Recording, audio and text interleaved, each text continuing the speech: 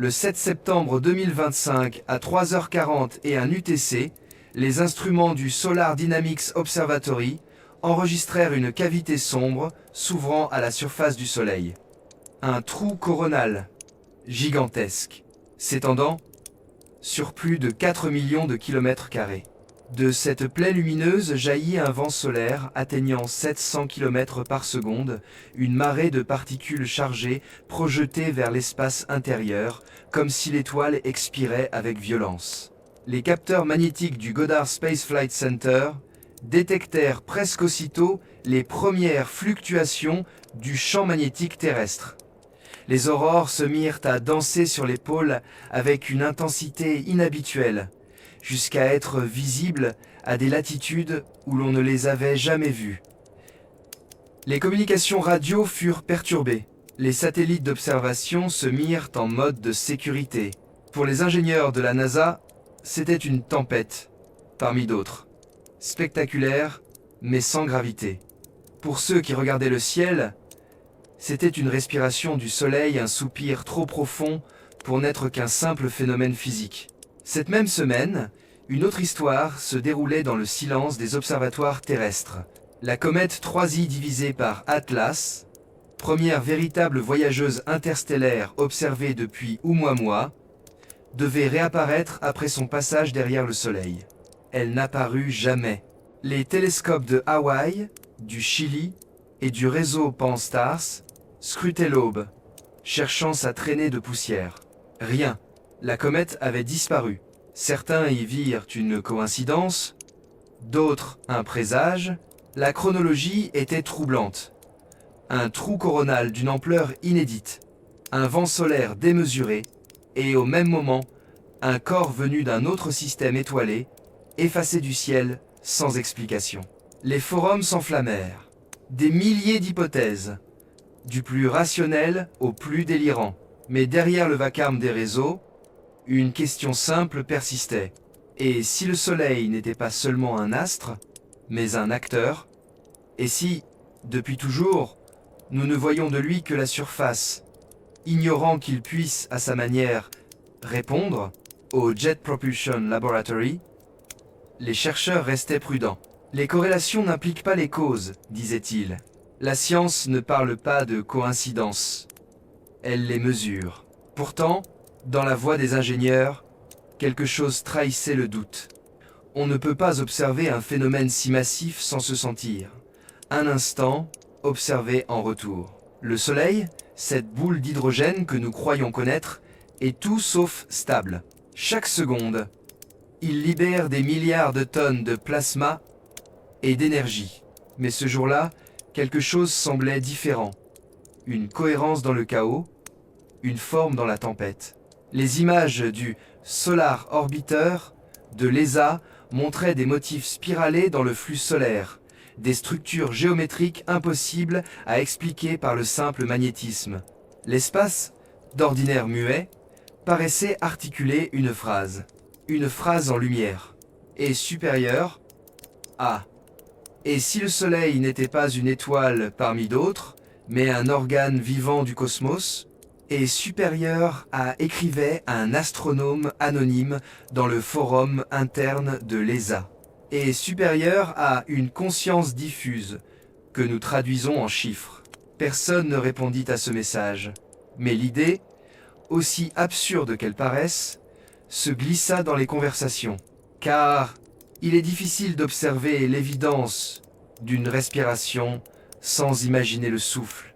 Au même moment, sur la Terre, le champ magnétique ondulait.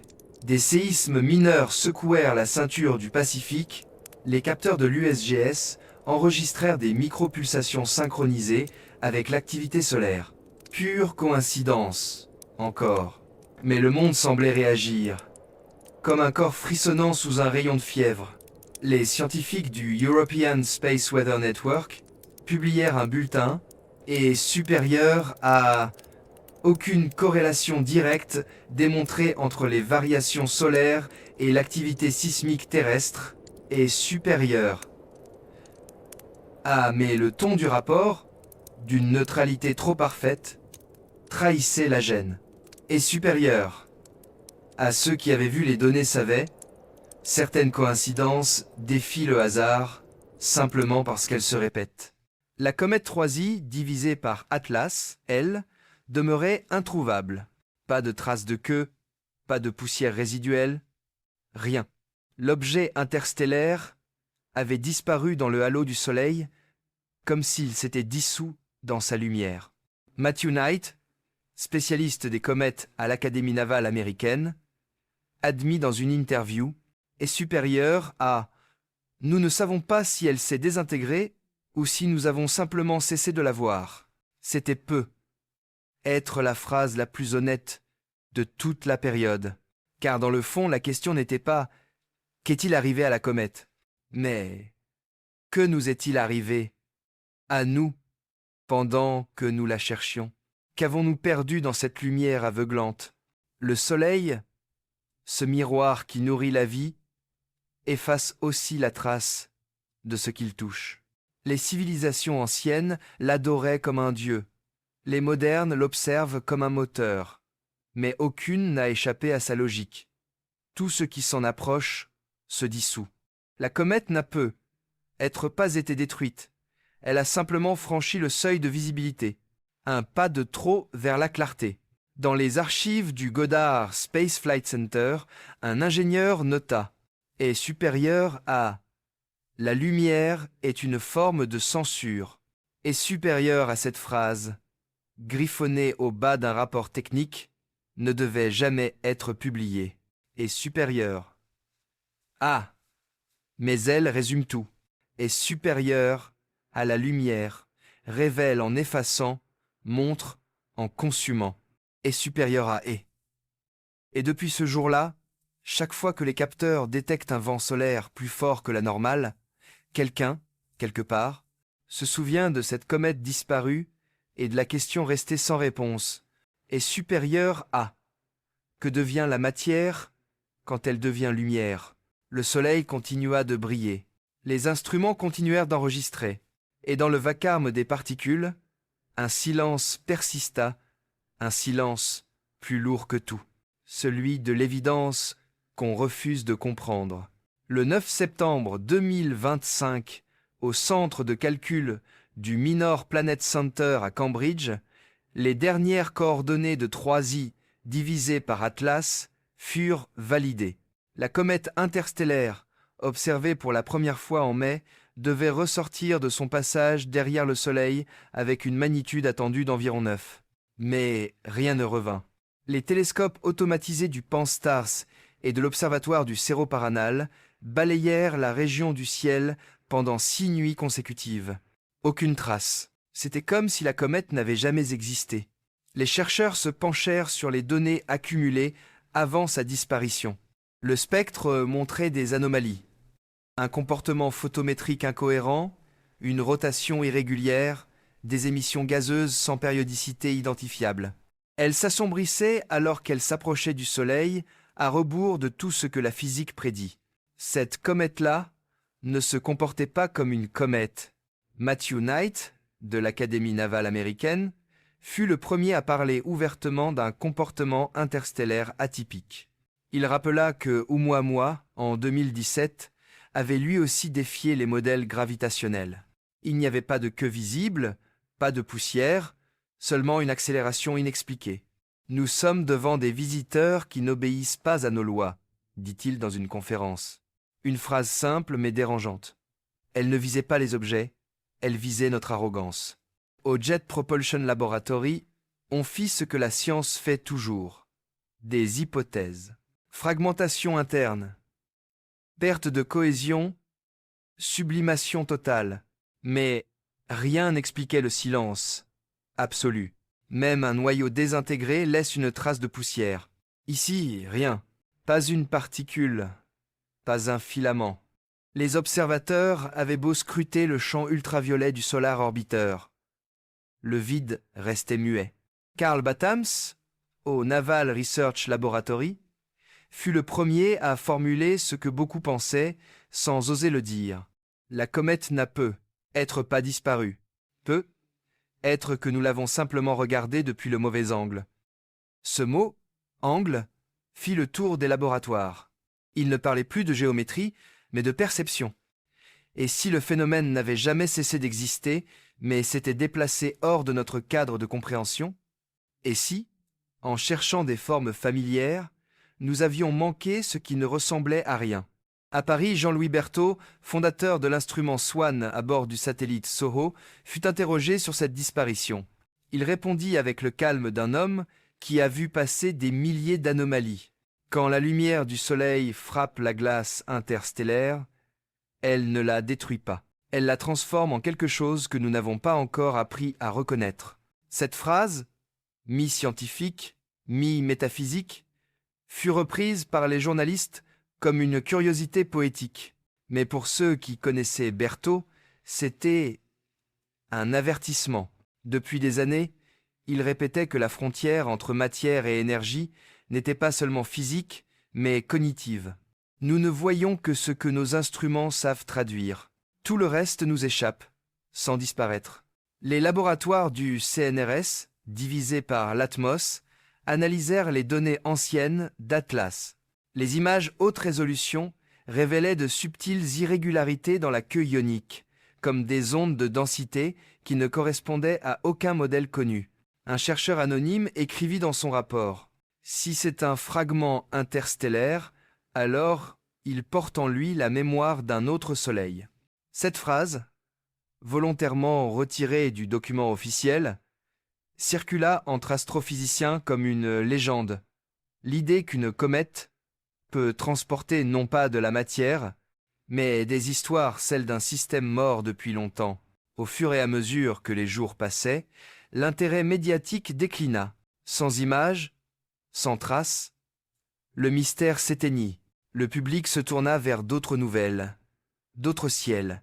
Mais dans les bureaux des scientifiques, la disparition continuait de brûler. Parce qu'elle ne disait rien sur la comète, elle disait tout sur nous. Sur notre incapacité à admettre qu'un phénomène puisse échapper à nos catégories.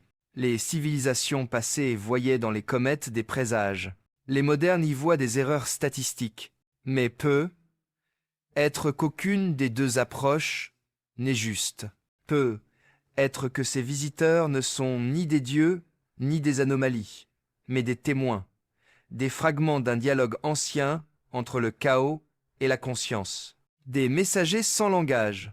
Matthew Knight écrivit dans son journal de recherche « Si l'univers est un texte, les comètes en sont les ponctuations, mais nous ne savons pas encore où placer les virgules. Cette métaphore résume l'état du savoir. Nous lisons sans comprendre le rythme de la phrase. Nous croyons maîtriser la grammaire des orbites alors que nous ne faisons qu'épeler la surface du réel. » En octobre, le Minor Planet Center classa officiellement 3i divisé par Atlas comme perdu. Aucune observation ultérieure. Le dossier fut clos. Fin de mission. Mais pour les chercheurs, la fermeture d'un fichier n'efface pas le mystère. Elle le déplace, comme un souffle sous la poussière. La comète interstellaire, première de son espèce après Oumuamua, s'était évanouie dans la lumière, laissant derrière elle une seule certitude. Il existe des choses que même la lumière ne révèle pas. Et dans ce silence orbital, une question continuait de tourner, obstinée, autour de la Terre. Que perdons-nous chaque fois que nous croyons comprendre ce que nous voyons? Le 12 septembre 2025, les données du Solar Orbiter confirmèrent ce que les astrophysiciens redoutaient. Le vent solaire, issu du gigantesque trou coronal, apparu sur la surface du Soleil, atteignait une vitesse moyenne de 720 km par seconde. Un flux d'énergie brute, un torrent de particules électrisées, traversant l'espace intérieur comme un fleuve incandescent. Ce souffle, invisible à l'œil humain, allait bientôt rencontrer quelque chose de fragile, la trace d'une comète interstellaire que la lumière avait effacée. Le Jet Propulsion Laboratory analysait les interactions possibles entre le vent solaire et les résidus de 3i divisés par ATLAS. Les modèles montraient que les ions chargés pouvaient pulvériser les grains de glace à des millions de kilomètres du Soleil. C'était un duel ancien, le feu contre la glace, la permanence contre la précarité. Mais les simulations ne prédisaient pas tout. Certaines structures magnétiques dans le flux solaire semblaient se comporter comme des entités cohérentes, tordant la queue de la comète selon des formes géométriques précises. Ce n'était plus une simple collision de matière, c'était une danse. Dans le laboratoire du CNRS divisé par l'Atmos, Éric Kémeret observa ces motifs sur l'écran.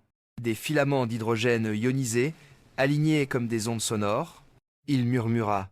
C'est comme si le soleil écrivait. L'image frappa ceux qui l'entendirent, car elle disait tout. Le soleil, loin d'être une boule d'énergie aveugle, semblait tracer des signes dans le vide, des lettres de lumière dont personne ne comprenait la syntaxe. Jean-Louis Berthaud, dans un entretien avec Le Monde, expliqua calmement. Le vent solaire n'est pas seulement un flux, c'est un langage énergétique. Chaque particule transporte une information sur l'état de l'étoile. Ces mots, issus d'un scientifique rigoureux, furent accueillis comme une métaphore poétique. Mais pour lui, ce n'était pas une image. C'était un constat empirique. La matière parle, mais lentement. Et nous n'avons pas encore appris à écouter à cette vitesse. Les caméras du Solar and Heliospheric Observatory, à SOHC, capturèrent un phénomène rare. Une déconnexion de queue, une disconnexion event.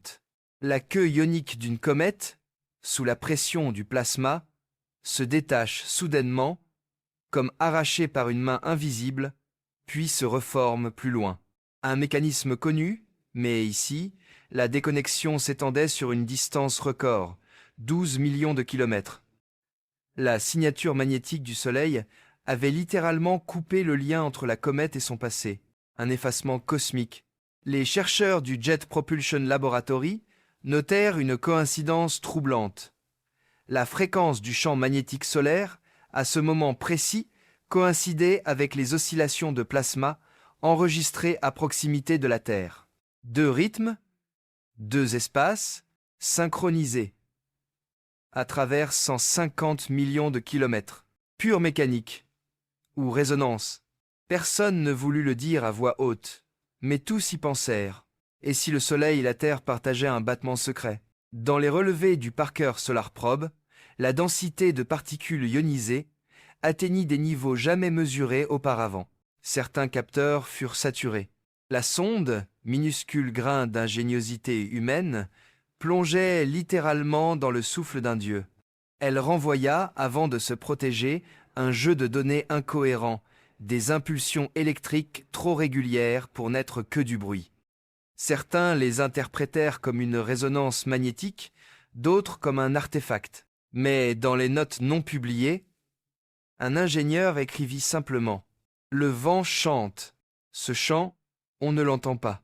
Il se lie dans les oscillations du chant, dans les variations du rayonnement, dans les chiffres, mais il existe.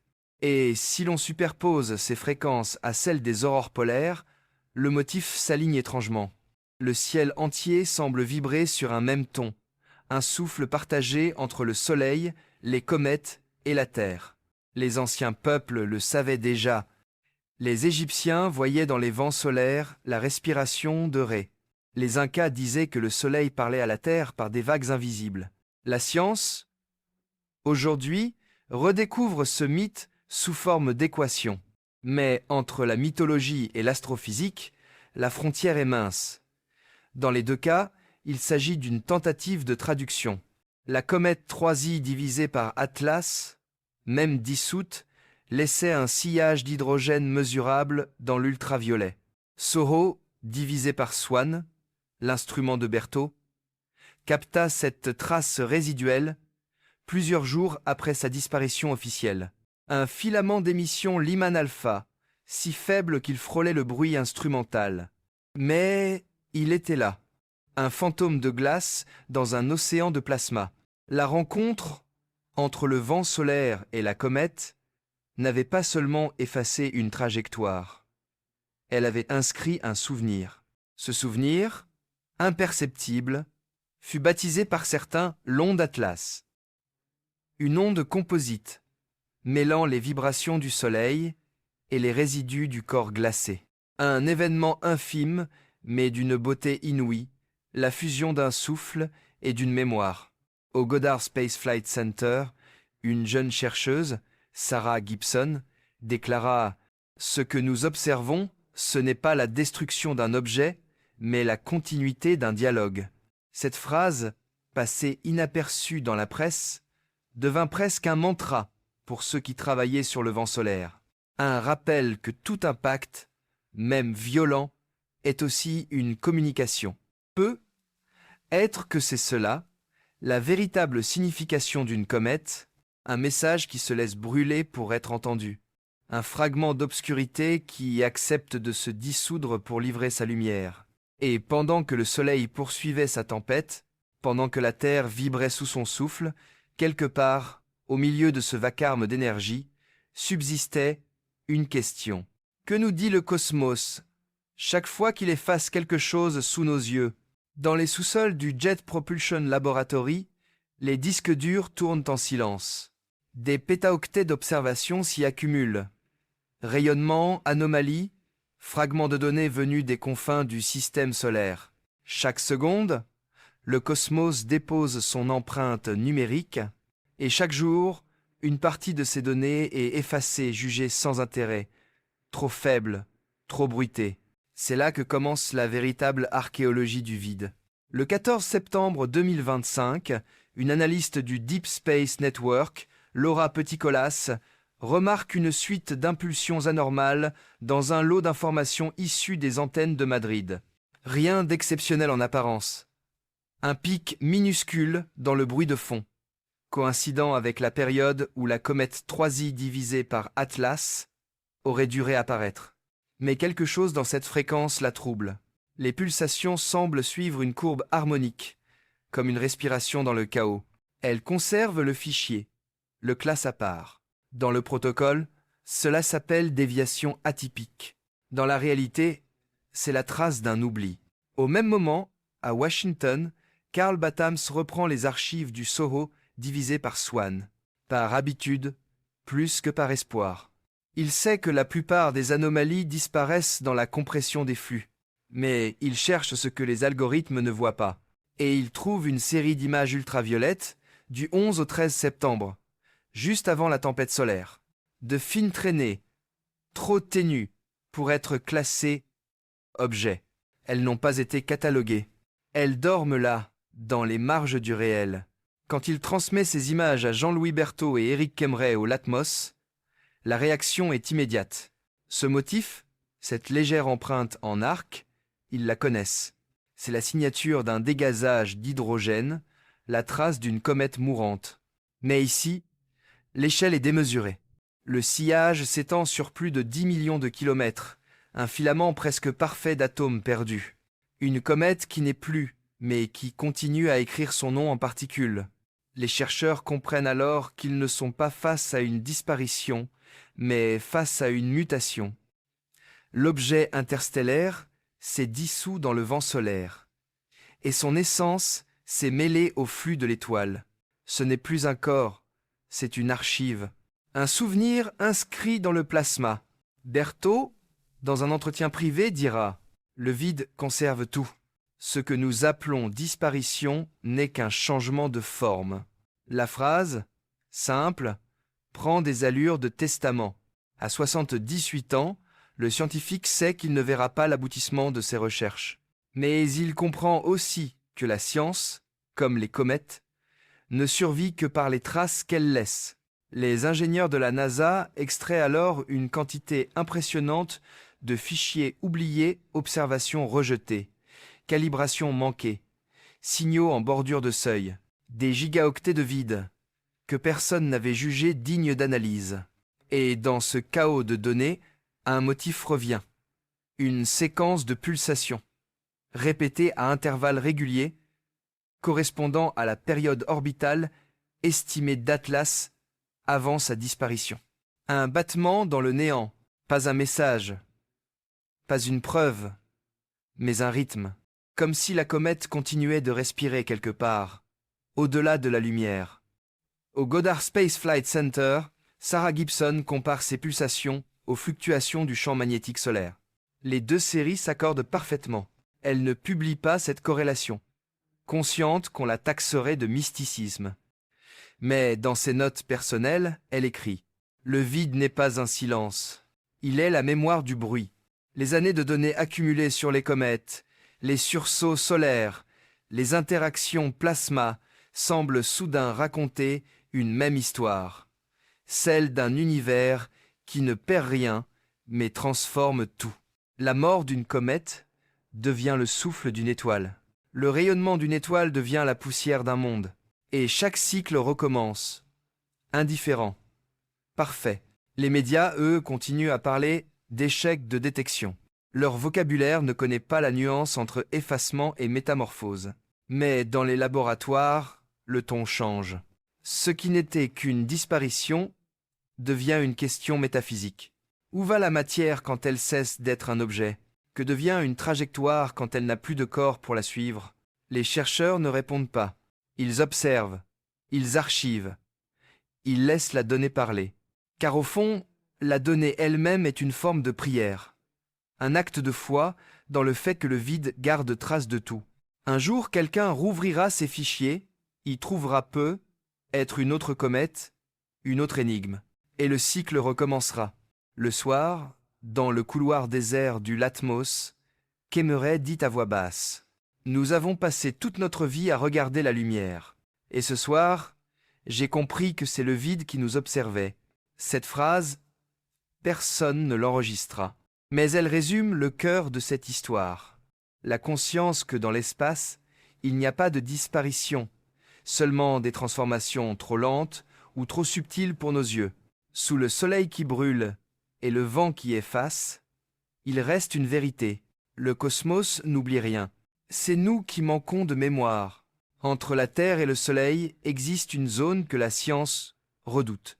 Une région interdite, non pas parce qu'elle recèle un danger, mais parce qu'elle rend le regard inutile.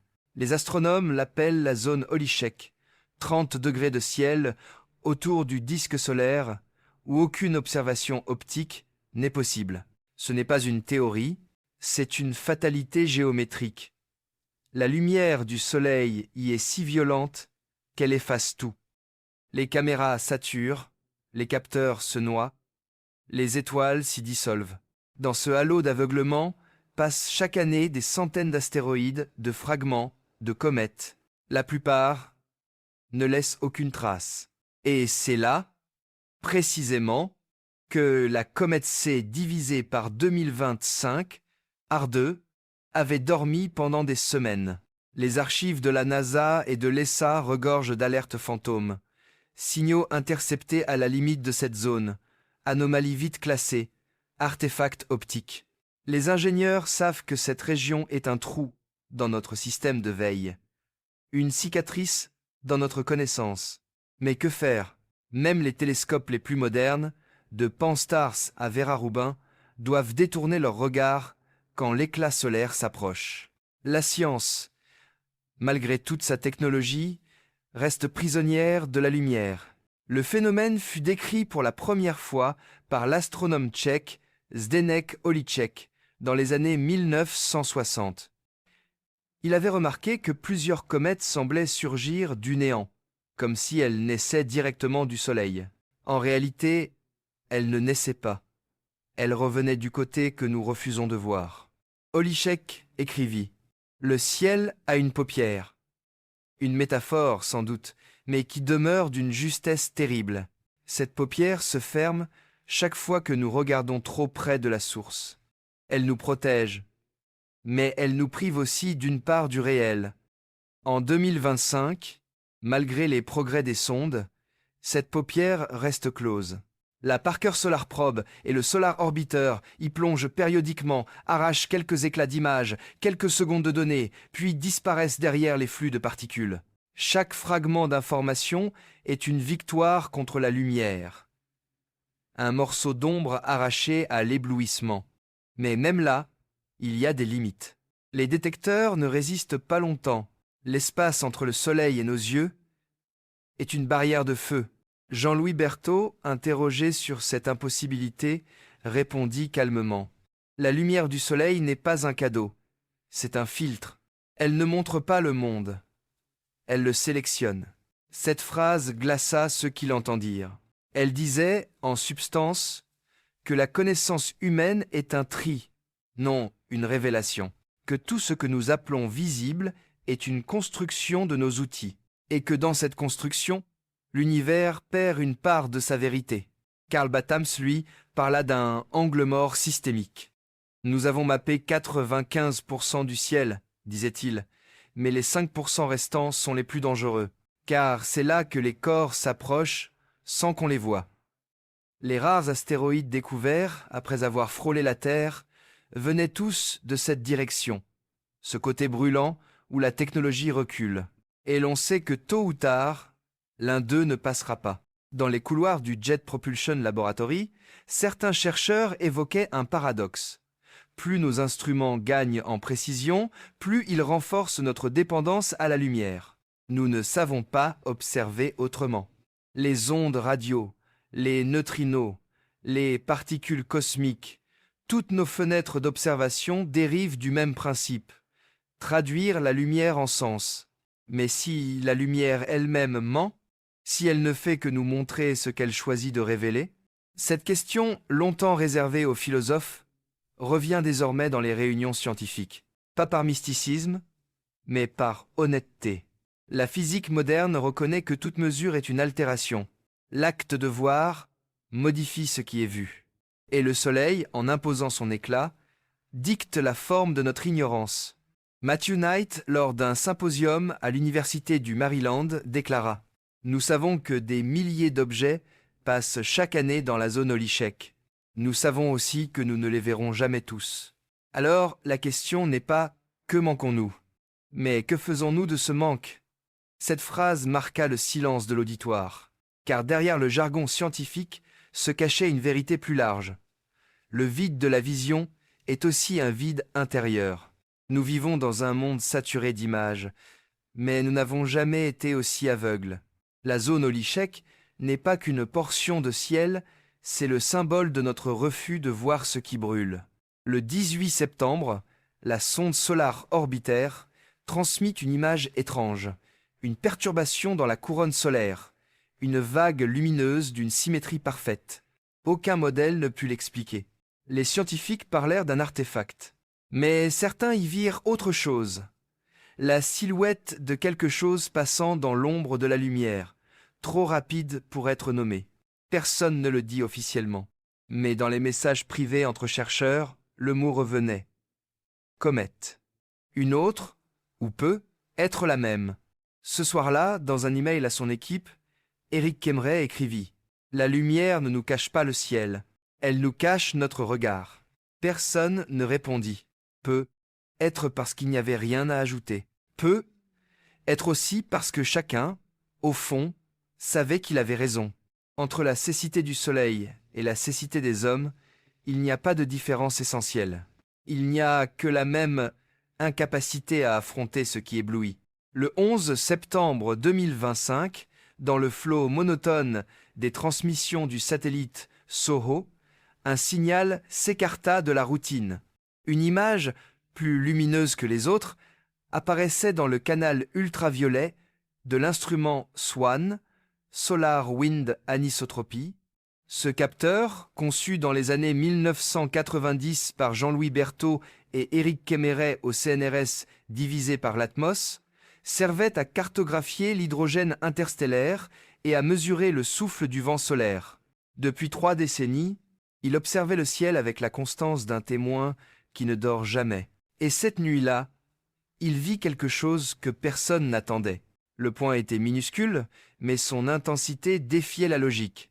Une tache d'émission Lyman alpha, là où le Soleil venait de masquer le passage de la comète C, divisé par 2025 de Blum, Swan. Le nom, ironie du hasard, n'avait pas encore été choisi, c'est lui, Swan, l'œil oublié, qui la baptiserait plus tard. L'ESA mit plusieurs jours à valider le signal. Les images suivantes confirmèrent la source. Un corps actif, projetant des jets de vapeur d'eau dans le vide, traçant un sillage d'hydrogène étendu sur des millions de kilomètres. Une comète géante, réveillée dans le silence de la lumière. Carl Battams, au Naval Research Laboratory, fut le premier à reconnaître la signature. Il enregistra les coordonnées, contacta l'équipe du Minor Planet Center, puis adressa un message laconique. L'objet est réel. Intensité croissante. Activation post-périhélie confirmée. Dans les heures qui suivirent, les télescopes de surveillance furent réorientés, mais la plupart ne purent rien voir. La comète restait dans la zone Holyshek, noyée dans l'éclat solaire. Seul Swann, avec son regard ultraviolet, pouvait la suivre. Un instrument vieux, presque oublié, opérant loin de toute mode, était devenu le seul témoin d'un événement cosmique. Jean-Louis Berthollet, contacté par l'ESA, se contenta d'un sourire. Swann ne voit pas ce que les autres voient. Il voit ce que les autres oublient. C'était plus qu'une phrase. C'était une méthode. Berthollet savait que la science progresse moins par la nouveauté que par la persistance. Par les instruments qui continuent de fonctionner quand tout le monde les croit obsolètes, l'œil du silence, c'est celui qui regarde longtemps. Les ingénieurs du LATMOS confirmèrent que le signal provenait bien d'un dégazage massif d'eau. La comète, en s'éloignant du Soleil, libérait d'énormes quantités d'hydrogène. Swann, conçu pour capter précisément cette signature, enregistrait une carte lumineuse de son souffle. Chaque pixel de l'image était une particule d'histoire. Les calculs de Kemmerer révélèrent un taux d'émission supérieur à celui de comète Lovejoy, C divisé par 2011 W3, pourtant célèbre pour avoir survécu à son passage à travers la couronne solaire. Swann n'était donc pas un débris, c'était une survivante. Les données s'accumulaient, les séquences montraient une périodicité étrange, comme si la comète battait au rythme du Soleil. Les jets semblaient répondre aux fluctuations du vent solaire, s'intensifiant à chaque pic de particules. Coïncidence? Résonance? Matthew Knight y vit un exemple rare de synchronisation dynamique entre deux corps célestes. Le Soleil parle, la comète répond, écrivit-il dans un rapport interne. Leur dialogue est pur mécanique, mais il ressemble étrangement à une conversation. Cette idée troubla les chercheurs, car elle dépassait la physique. Elle touchait à la métaphore du vivant, une comète qui respire, un soleil qui dicte le tempo, c'est toute une cosmologie qui s'écrivait en silence. La science moderne, obsédée par les chiffres, ne sait pas quoi faire d'un phénomène qui semble signifiant, elle l'appelle coïncidence. Mais derrière ce mot, il y a parfois la peur d'admettre qu'un ordre puisse exister sans intention humaine. Les images de Swann furent traitées par les laboratoires de l'ESA. La structure du halo d'hydrogène rappelait une spirale, une forme auto-organisée, comme une empreinte digitale cosmique. Chaque rotation du noyau traçait une symétrie imparfaite. Une preuve que même dans le chaos, il y a une logique. Berthollet, dans un de ses derniers mails à Kemmerer, écrivit « La nature ne fait pas d'erreur. C'est notre idée de la perfection qui en est une. » Ces mots, d'une simplicité désarmante, furent repris dans les notes de mission. Ils devinrent presque une épitaphe, car peu après, Berthollet fut hospitalisé. Il ne vit pas la suite du phénomène qu'il avait pressenti toute sa vie. Le triomphe d'un instrument patient sur la vitesse de l'oubli. À la NASA, certains plaisantaient en disant que Swann était l'œil du vieillard qui voit ce que les jeunes ont cessé de regarder. Mais personne ne riait vraiment. Il y avait dans cette réussite une forme d'humilité, une leçon sur la durée, sur la valeur du silence, sur la mémoire des outils.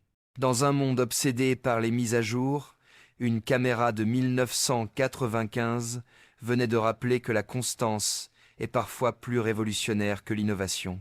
Pendant plusieurs jours, Swann continua d'observer la comète, enregistrant chaque pulsation, chaque frémissement.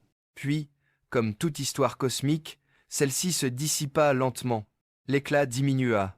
La comète s'éloigna. L'œil resta ouvert.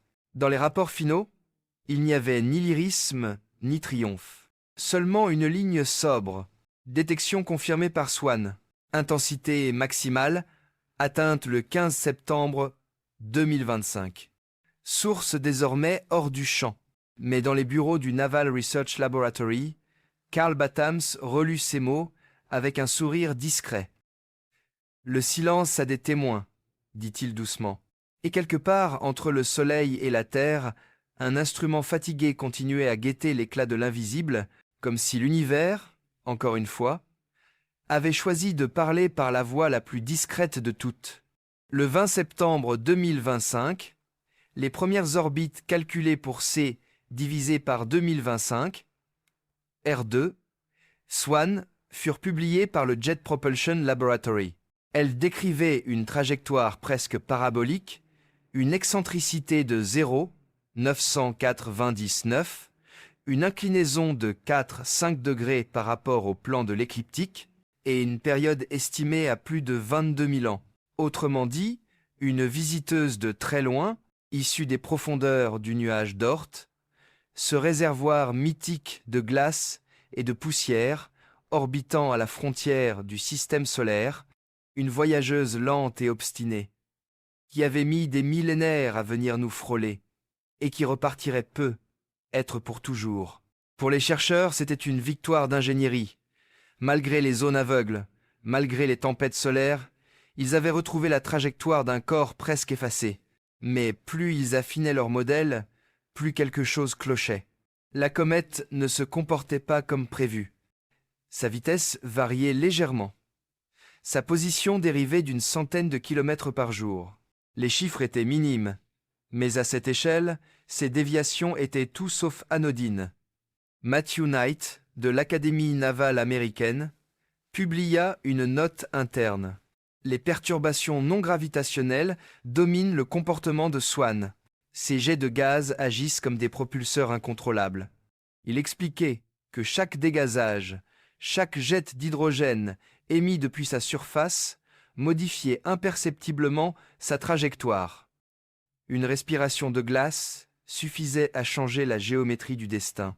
Un souffle à l'échelle du cosmos. Les comètes, écrivit-il, ne suivent pas des orbites, elles improvisent.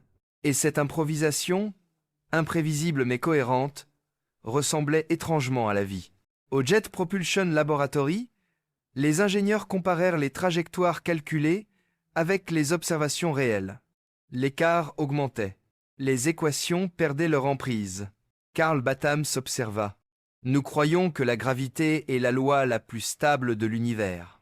Pourtant, les comètes prouvent que le hasard a aussi sa mécanique. » Ce mot « hasard » dérangeait. Les physiciens préfèrent parler de force, de champ, de correction. Mais, dans le regard de ceux qui traçaient les courbes, il y avait autre chose. Le sentiment que l'univers, parfois, joue. Pas au sens humain du terme, mais comme un système qui expérimente ses propres possibilités. Les simulations numériques réalisées au CNRS, divisées par l'Atmos, montraient que si l'un des jets principaux de la comète persistait plus de 10 heures dans une direction fixe, il pouvait modifier son orbite de plusieurs milliers de kilomètres sur la durée de son passage. Un infime déséquilibre devenait un bouleversement cosmique. Le moindre battement de vent solaire transformait l'avenir d'un monde de glace. Et si le hasard n'était que la forme que prend la précision quand elle devient invisible, Eric Kemmerer, en relisant les courbes, écrivit dans ses notes « La comète n'obéit pas au soleil. Elle le négocie. » Une phrase à demi ironique, mais d'une justesse redoutable. Chaque fragment de vapeur, chaque impulsion de gaz est une réponse à la chaleur. Une résistance microscopique à l'effacement. Les comètes ne se soumettent pas à la lumière, elles y survivent en la déviant. Les astronomes se divisèrent alors en deux écoles. Les uns voyaient dans ces dérives des manifestations purement mécaniques, des effets connus, mais mal quantifiés. Les autres y lisaient un signe plus profond, la preuve que la stabilité n'est qu'une fiction temporaire, qu'aucune orbite n'est parfaite, pas même celle de la pensée humaine. Dans les deux cas, la conclusion était la même. Il faut apprendre à vivre avec l'imprévisible. Pendant que la comète s'éloignait lentement, les instruments du SOHO divisé par SWAN continuaient de capter son halo d'hydrogène. Le flux diminuait, mais le signal persistait, comme une respiration lointaine. Chaque jour, un peu plus faible, mais toujours présent, et plus les données s'accumulaient, plus une étrange régularité apparaissait. Toutes les 21 heures, une légère augmentation du flux, un cycle, une pulsation, presque un rythme cardiaque. Au Goddard Space Flight Center, Sarah Gibson superposa cette périodicité avec celle des oscillations solaires. Elles coïncidaient. Elle resta longtemps à fixer l'écran, incapable de décider si elle venait de découvrir une résonance ou une illusion. Dans son carnet, elle écrivit simplement « Les comètes sont les miroirs de ce qui respire entre les étoiles ». Cette phrase, plus poétique que scientifique, résumait pourtant l'essentiel. Ce que nous appelons hasard n'est peu, être que le reflet d'un ordre plus vaste, invisible, où chaque déséquilibre a sa place. Le Soleil, la comète, la Terre, 3 battements d'un même pouls, mais à des vitesses différentes. Les semaines suivantes, le Minor Planet Center confirma que la comète SWAN ne représentait aucun danger pour la Terre. Son orbite, malgré les perturbations, resterait stable pour des millénaires. Mais le rapport se terminait sur une phrase inattendue. La dynamique non gravitationnelle reste non résolue, une manière élégante de dire « nous ne comprenons pas ». Et peut être niaté, il rien à comprendre. Peut être que le cosmos n'explique rien, il agit. Et que le rôle de l'observateur n'est pas de dompter le hasard, mais de reconnaître dans son mouvement une forme d'élégance. L'univers, après tout, ne nous doit pas la cohérence. Il nous offre seulement la beauté de sa déviation. Octobre 2025. Le ciel devint soudain trop plein. 2 comètes y brillaient à la fois, C divisé par 2025, R2, SWAN, et C divisé par 2025, A3, Tsuchinshan, Atlas. À cela s'ajoutait la pluie des Orionides, vestige de la comète de Halley, illuminant les nuits d'automne d'arcs de feu glacés. Jamais depuis des décennies, la voûte céleste n'avait offert une telle surabondance. Le monde leva les yeux, et pour une fois, tout le monde regarda dans la même direction. Mais comme toujours, ce qu'on regardait n'était pas ce qu'il fallait voir. Les images affluent. Les amateurs, les agences, les observatoires saturent la toile d'instantanés, de courbes de lumière, de clichés spectaculaires. Les réseaux sociaux se transforment en planétariums géants. Les comètes deviennent des icônes, des décorations cosmiques, des objets de désir visuel. Mais derrière cette fascination, les chercheurs sentent poindre une inquiétude. La beauté est en train d'éclipser la compréhension. La surabondance d'images devient une forme d'aveuglement. Au Jet Propulsion Laboratory, Carl Battams envoie un message à son équipe. Le ciel n'est pas une scène, mais nous l'avons transformé en spectacle. Il ne s'agissait pas d'un reproche, mais d'une constatation. Les flux de données, les millions de pixels et les expositions longues ne révélaient plus rien. Ils masquaient la structure, noyaient les signaux faibles. La comète SWAN, déjà difficile à suivre, disparaissait dans le tumulte visuel du monde. Les véritables anomalies se perdaient dans le bruit de la fascination collective. Jean-Louis Berthaud, trop fatigué pour travailler mais toujours attentif, observait la situation depuis son bureau parisien. Dans un échange avec Éric Kemmerer, il écrivit « Nous avons remplacé le regard par la curiosité et la curiosité par le spectacle. Ce n'est pas la lumière qui manque, c'est le silence. » Kemmerer, en lisant ces lignes, resta longtemps sans répondre. Le ton de son mentor était celui d'un homme qui savait que le bruit de l'humanité finirait par couvrir la voix du cosmos. Car il y a, dans cette époque saturée, Un paradoxe. Plus nous captons d'images du ciel, moins nous en comprenons la langue. Les observatoires, eux, continuaient leur veille méthodique. Mais la coordination devenait difficile. Les télescopes pointaient tous vers les mêmes objets, délaissant les zones moins spectaculaires. Le CNEOS signala plusieurs fenêtres d'observation manquées des régions du ciel non couvertes pendant plusieurs jours. L'attention humaine, déjà limitée, se laissait guider par la beauté plutôt que par la rigueur. Le cosmos, lui, ne se soucie pas d'esthétique. Pendant ce temps, la comète Swan poursuivait sa lente dérive. Les instruments du SOHO montraient encore sa chevelure d'hydrogène, diluée mais persistante. Chaque jour, sa lumière s'affaiblissait d'1%. Sa trajectoire s'allongeait. Son signal devenait plus diffus. Et paradoxalement, plus elle s'éloignait, plus le public s'en désintéressait. Le spectacle n'était plus assez éclatant. La beauté ici n'avait qu'une durée de vie médiatique. Dans les bureaux de l'ESA, Matthew Knight proposa de redéployer certains télescopes vers la zone du Soleil pour compenser la saturation visuelle du moment. Il expliqua que l'attention est une ressource astronomique et qu'il fallait la gérer comme telle. Sa remarque, à la fois ironique et lucide, fit sourire ses collègues. Mais il avait raison. La vigilance humaine, dans le domaine spatial, fonctionne comme une lentille trop de lumière, et le focus se perd. Les médias parlaient d'un mois historique, les revues scientifiques, d'un automne cométaire. Mais personne ne semblait remarquer que pendant qu'on célébrait cette beauté, le flux des données solaires présentait une anomalie. Une variation de 0,2% dans la luminosité moyenne enregistrée par Parker Solar Probe. Une fluctuation infime, imperceptible pour le grand public, mais intrigante pour ceux qui savent lire les rythmes stellaires. La courbe ressemblait à un souffle, une oscillation lente, presque vivante, comme si le Soleil, à travers ses vents et ses pulsations, répondait à la danse de ses comètes. Sarah Gibson, du Goddard Space Flight Center, superposa les flux des deux comètes avec cette variation. Les courbes s'accordaient.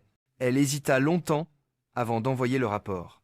Elle savait qu'on la traiterait de rêveuse, mais au fond, elle se dit que être quelque chose d'invisible liait ces phénomènes. Une synchronisation subtile, un écho du vivant entre la glace et le feu. L'idée resta dans son ordinateur, non publiée. Le 20 et 1 octobre, la pluie des Orionides atteignit son maximum. Des milliers de traînées lumineuses traversèrent l'atmosphère, des arcs de feu qui tombaient comme les souvenirs d'un autre âge. Les gens sortirent dans les rues, levèrent les yeux, prirent des photos, firent des vœux. Le ciel semblait si généreux, si bavard, qu'on aurait pu croire qu'il se vidait pour nous. Mais derrière ce vacarme de lumière, un autre ciel, plus vaste, restait muet. Dans une note adressée à l'ESA, Carl Battams conclut sobrement. Nous avons trop de lumière et pas assez de regard. Et était-ce cela, le vrai danger? Non pas les objets que nous ne voyons pas, mais le fait d'avoir cessé de chercher dans les ombres.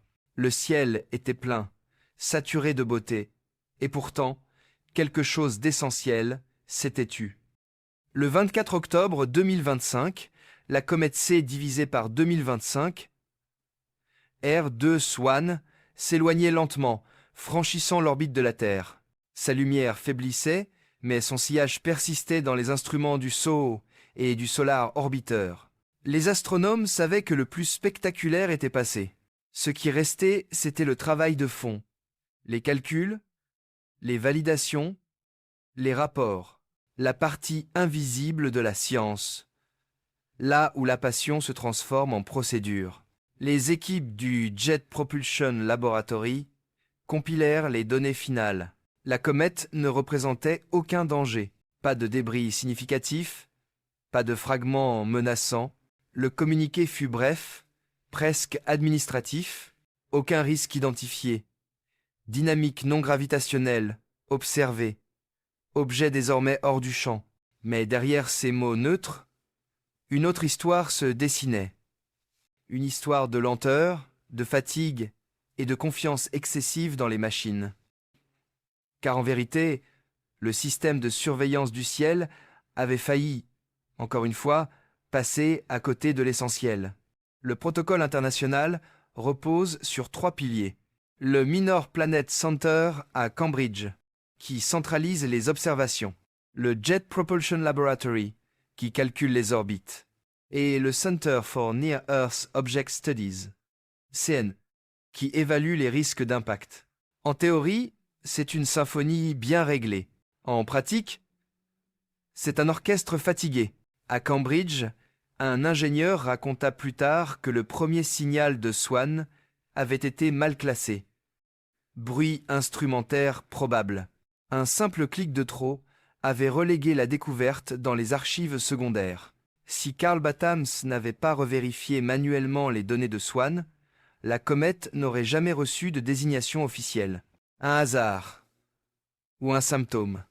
Nous sommes devenus des gardiens automatiques, confia Matthew Knight à un journaliste. Nos outils veillent, mais nous dormons. Nous faisons confiance à l'intelligence des algorithmes comme nos ancêtres faisaient confiance aux dieux. Ce mot « dormir » revenait souvent dans les discussions internes, pas seulement au sens biologique, mais intellectuel. Les systèmes fonctionnaient, oui, mais sans éveil. Tout ce qui ne rentre pas dans les modèles est écarté, classé, oublié. La vigilance est devenue statistique. Le CNOOS, dans son rapport trimestriel, mentionna que 43 objets avaient traversé la zone Holycheck depuis le début de l'année sans être observés. Des corps réels, confirmés après coup par les sondes. Le document précisait froidement. La détection optique reste limitée par les contraintes géométriques solaires. Autrement dit, nous sommes aveugles, mais nous savons pourquoi. Cette lucidité froide fascine et terrifie à la fois, car elle révèle une vérité que peu osent admettre. La science moderne ne manque pas de données, elle manque d'attention. Des milliards d'octets circulent, mais les yeux qui les lisent se raréfient. L'humain, submergé, délègue sa curiosité à la machine, et la machine, docile, applique la logique du probable. Or, le probable est le tombeau de la découverte. Jean-Louis Berthaud avait souvent dénoncé cette dérive. Dans un vieux courrier adressé à l'ESA, il écrivait « Nos instruments sont devenus plus précis que nos questions ». Une phrase prophétique, presque amère, car quand la mesure dépasse le sens, la connaissance devient un réflexe, et le cosmos, lui, continue d'agir hors des cadres. Le Jet Propulsion Laboratory conserva les fichiers bruts de Swan pour analyse ultérieure. Mais déjà, l'intérêt s'émoussait. D'autres missions réclamaient l'attention. Europa Clipper, Artemis II, Parker Solar Probe. Le cosmos, bureaucratiquement, avance à la vitesse des budgets. Les découvertes non prioritaires s'endormaient dans les serveurs comme des rêves mis en veille. Dans un rapport confidentiel, Sarah Gibson osa écrire « Nous ne manquons pas de télescopes, nous manquons d'émerveillement. » Le document, jugé trop philosophique, ne fut jamais publié.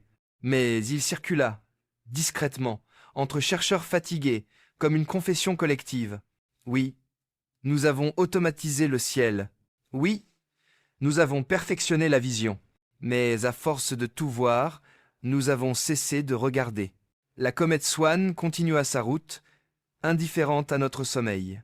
Son halo se diluait dans le vent solaire, son sillage se confondait avec la poussière interplanétaire. Dans quelques semaines, elle sortirait de notre champ d'observation, redevenant ce qu'elle avait toujours été, une inconnue parmi des millions d'autres.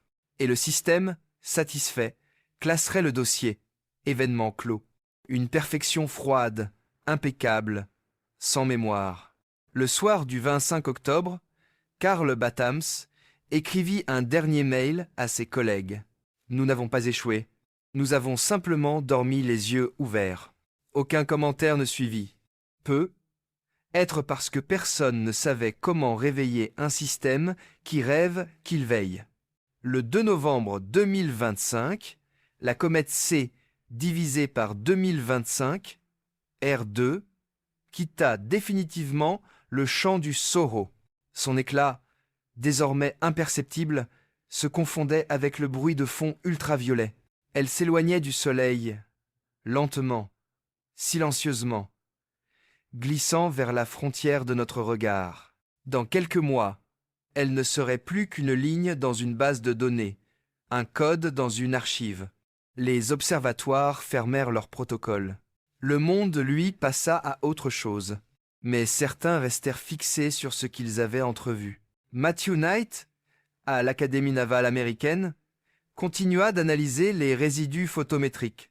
Carl Battams, au Naval Research Laboratory, relut ses journaux de mission. Et Sarah Gibson, au Goddard Space Flight Center, reprit les courbes du champ magnétique solaire. Tous, sans se concerter, semblaient hantés par la même impression, que quelque chose avait traversé notre système, pas seulement une comète, mais une information, un souvenir de lumière. Au Jet Propulsion Laboratory, le rapport final tomba. Aucune anomalie persistante, données archivées, fin de mission. Une phrase parfaite, sans émotion, comme un verdict administratif. Mais derrière cette neutralité, subsistait un vide que les chiffres ne comblent pas. La comète n'était plus là, mais son absence pesait, comme une empreinte invisible dans la lumière. Jean-Louis Berthaud, malade mais lucide, envoya un dernier message à Éric Kemmerer. Nous avons regardé la lumière toute notre vie, mais nous n'avons jamais appris à la voir.